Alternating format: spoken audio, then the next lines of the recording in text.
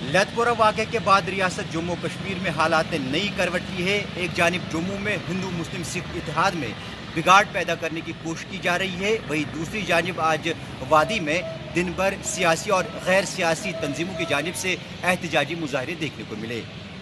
वज़ीर दाखिला के कल के दौरे के बाद इलादी की पसंदों की सिक्योरिटी भी हटाने की बात कही जा रही है। अब इस नई सूरत हाल से इंतज़ामिया किस तरह से निपटेगी, ये देखने वाली बात होगी। परवेजुद्दीन, ईटी भारत, श्रीनगर।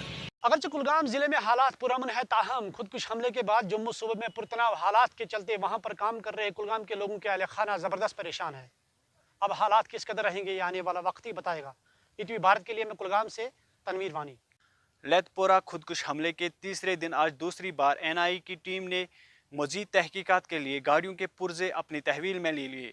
ये बात काबिल ज़िक्र है कि इलाके के कई नौजवानों को भी हिरासत में लिया गया है, जिनसे पूछताछ की जा रही है। ईटीवी भारत के लिए पुलवामा से मैं आदिल।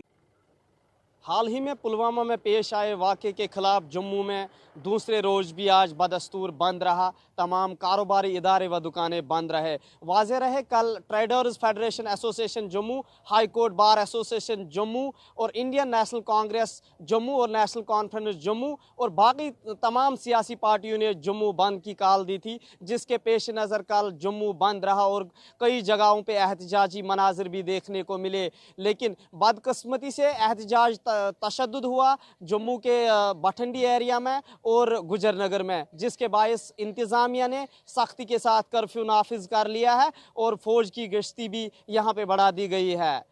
ईटीवी भारत के लिए जम्मू से मैं मोहम्मद अशरफ।